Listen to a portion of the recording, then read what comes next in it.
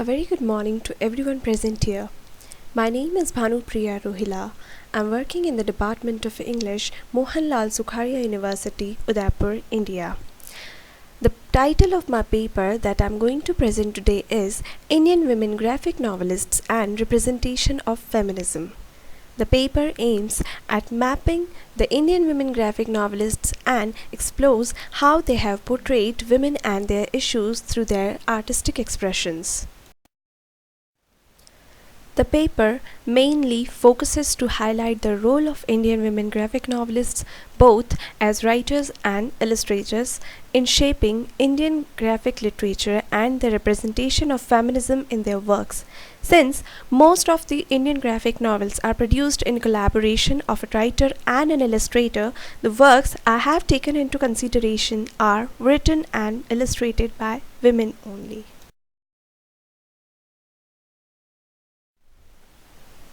To begin with, I would first like to talk about the visual art or the narrative art, that means art in form of painting or sculpture that tells a story.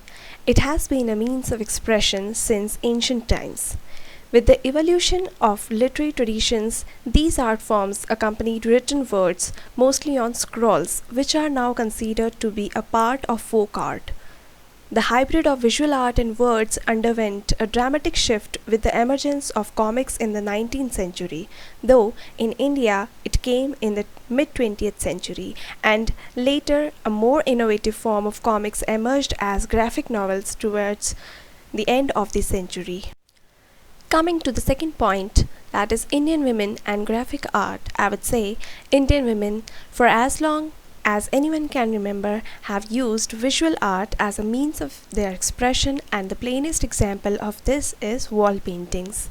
They also have generously contributed in the art of scroll paintings and storytelling, which are mainly the cultural and religious maneuvers. Yet their contributions have remained unheeded, and their freedom of expression has been curbed due to cultural or religious reasons. With the spread of education and publication of books and periodicals, women could get their names historically recorded in their artistic expression. But there were very few women initially. There was hardly any substantial number of women who worked in the Indian comic book industry, and only a couple of women are remembered for their cartoon creations. It was all about the history of graphic narratives and the role of women in India. In the end of 20th century, the emergence of Indian graphic novels has both rejuvenated the fading interest of masses and engendered new readership in graphic narratives. The first Indian graphic novel is believed to have been written by Arijit Sen, but it was popularized by Sarnath Banerjee with his graphic novel Corridor. Although there is no apparent difference in the formats of a comic book and a graphic novel, but the magnitude of the theme and the narrative are said to be the distinguishing elements between the two.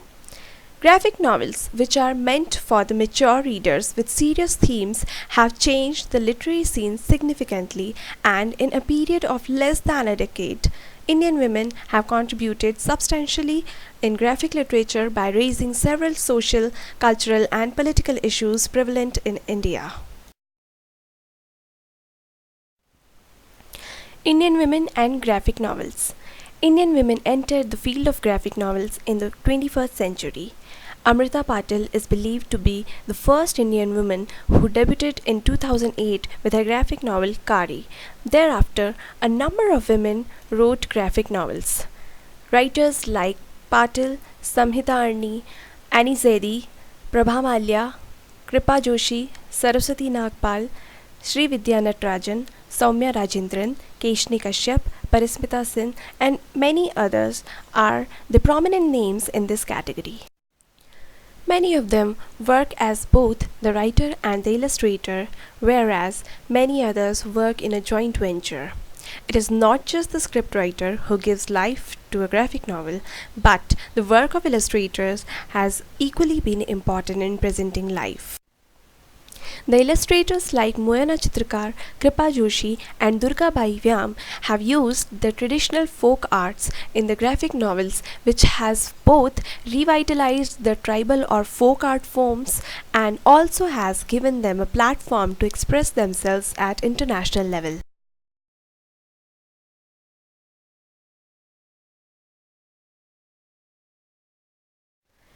The graphic novels by Indian women can broadly be divided into three categories.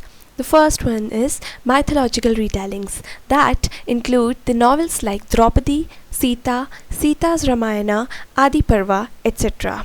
The second is graphic anthologies of short stories that include the novels like Eat the Sky, Drink the Ocean, and Drawing the Line, etc. The third category is of fictional novels that include novels like Kari, The Hotel at the End of the World, Tina's Mouth, etc.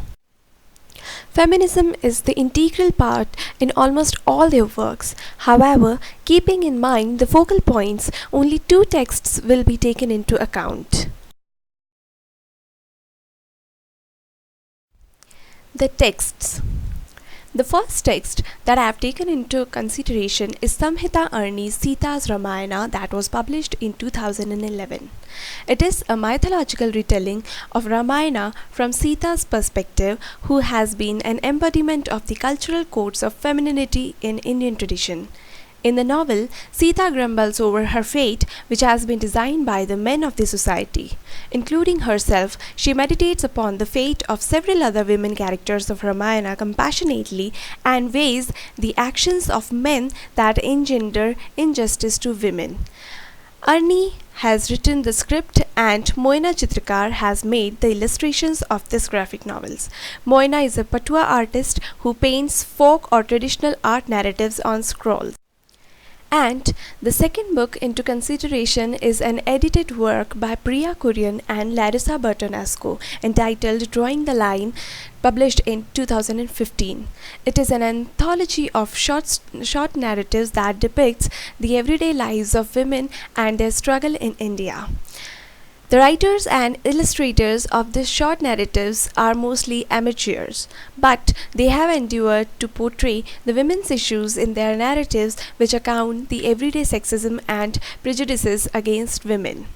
The book addresses the issues of identity, liberty, from prejudices against women and everyday experiences of sexual harassment, social and cultural captivity, and other problems women face almost every day in the contemporary society. The effectual visuals of the book portray Indian obsession of fairness as a measure of feminine beauty, sisterhood despite being complete strangers, complexities of relationships between men and women, emptiness of life, sexual harassment by both the insiders and the outsiders, the everyday experiences of women's life, difficulties faced by women at workplaces and in public, and many other incidents of sexism. Now, before we begin to analyze how they represent feminism in their works, it is quite imperative to understand the meaning of feminism in an Indian context. The concept of feminism in India is different from the one of Western society.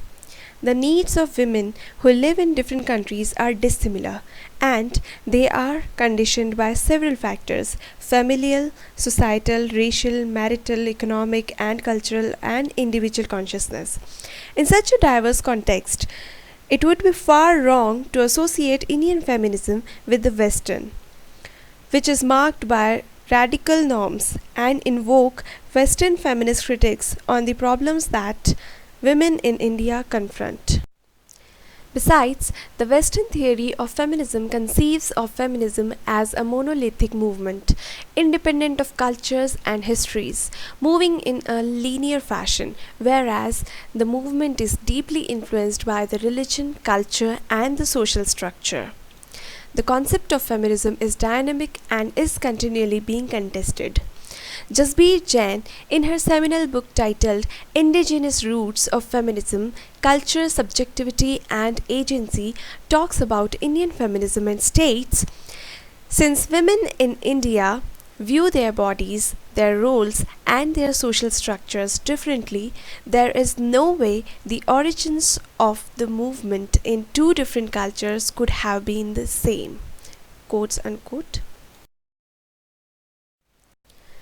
She also says that Indian feminists denounce the Western ideologies of feminism that ignores cultural differences and histories.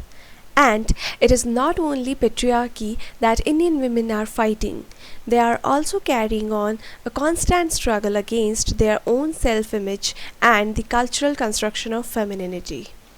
Hence, the present paper examines how the Indian women graphic novelists portray the Indian women's issues artistically and what is their stand on the contemporary issues of women's rights.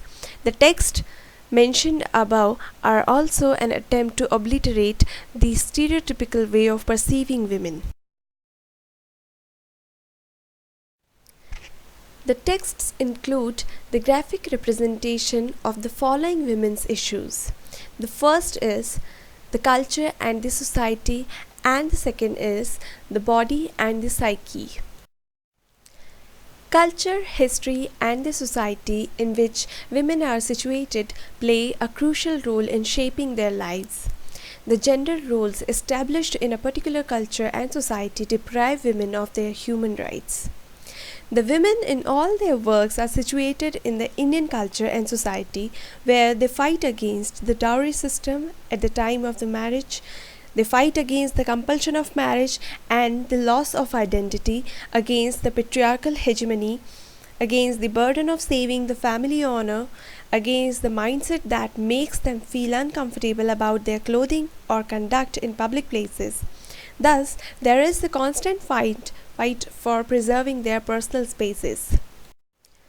On the second issue, that is the body and the psyche, their graphic novels deny the objectification of women's body and denounce the established code of feminine beauty. They portray the mental landscapes too by denouncing the stereotypical approach.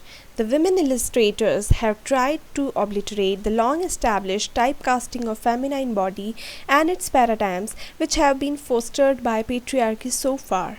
Their color, size, and carriage all are drawn for the ordinary women who can identify themselves with the characters. Through Sita's Ramayana, Samhita Arni has raised the crucial issue of women's position in Indian society. Ramayana is an Indian epic that relates the story of Lord Rama and the demon Ravana who abducts Sita, Rama's wife. However, in the original epic, Sita's perspectives have not been taken care of. This Sita's Ramayana is a powerful meditation on the fate of women as they become pawns in the wars between men and kingdoms. But Sita is not just a patient victim of events, she endures her fate with fortitude until the moment she decides to challenge it. Sita is an epitome of a perfect Indian wife who is also a virtuous and pious woman. In order to save his honor, Rama left his wife Sita despite having proven her innocence after a trial by ordeal. And thus, every woman in India is expected to become like Sita, who is virtuous and always ready to make sacrifice for the honor of her husband. Similarly, the anthology Drawing the Line also reiterates how the particular society and culture impacts the lives of women. The short narratives depict the women's subordinated position in society and has to face several challenges every day. The narratives illustrate how women desire to be fair so that they do not have to pay heavy dowry while getting married, how they struggle against the eve-teasing every day, how they cannot choose their careers and decide for their own lives, how they have to be an ideal woman performing all her duties silently and saving the honor of their family, and most importantly, how they cannot go for work because it lacks toilets, the basic facilities. The things which are very unusual for several other cultures, especially the Western culture.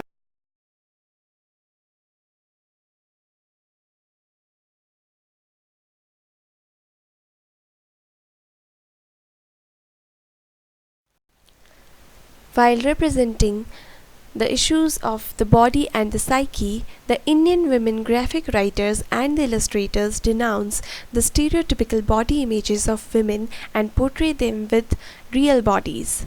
In almost all the narratives, women are endowed with an ordinary Indian body structure and complexion. Unlike the Superwoman comic books, their curves are not highlighted and their costumes are not fantasized. There are many other graphic novels like Amrita Patil's Kari, Kripa Joshi's Miss Moti, and others that have not been taken into account, but these novelists have illustrated their bodies in a non conventional manner. The protagonists of these novelists are either dark, obese, or they do not have a refined carriage in their personalities. Thus, they are ordinary women who are not up to the established standards of beauty that include fair skin, voluptuousness, or skinny body. Their bodies also reflect their psyche, and any woman can identify herself with these protagonists. They have similar problems of everyday life, and their struggle against the societal norms, conflicts, and the dilemmas also are similar. Moreover, these women protagonists do not act to appease the patriarchal society, rather, they try to become the agency of their own will.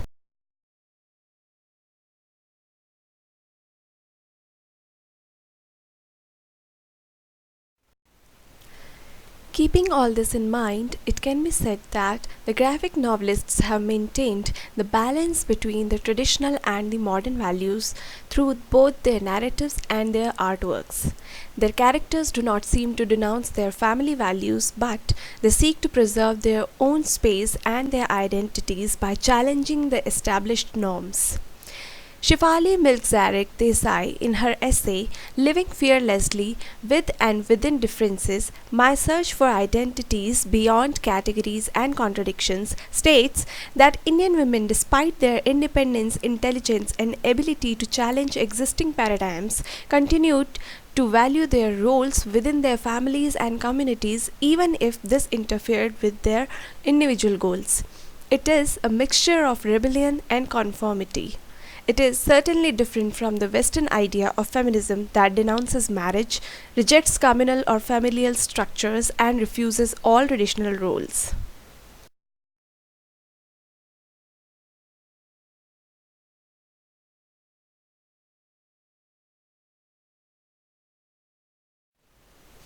Through their mythological retellings, they seek to question the established interpretations that favor patriarchy. They try to give voice to the unheard and marginalized voices in mythologies. Besides, in their other narratives too, they raise questions against the social norms that subjugate women and deprive them of their rights of equality and rights to make choices. Thus, in India, feminism seems able to balance Western feminist values of individualism and independence with more traditional values of family and community because it recognizes that women can express both sets of values and identities and still challenge the dominant discourses.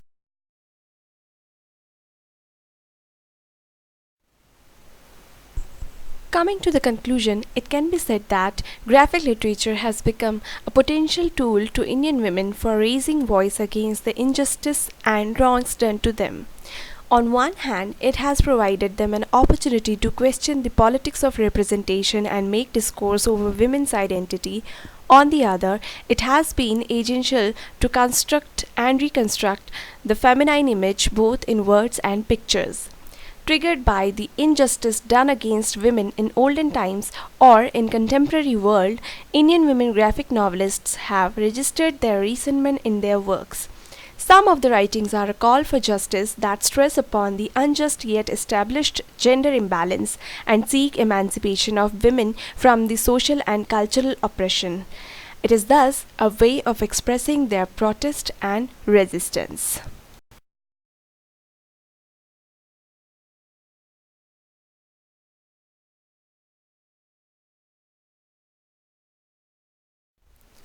Thank you for your patient listening.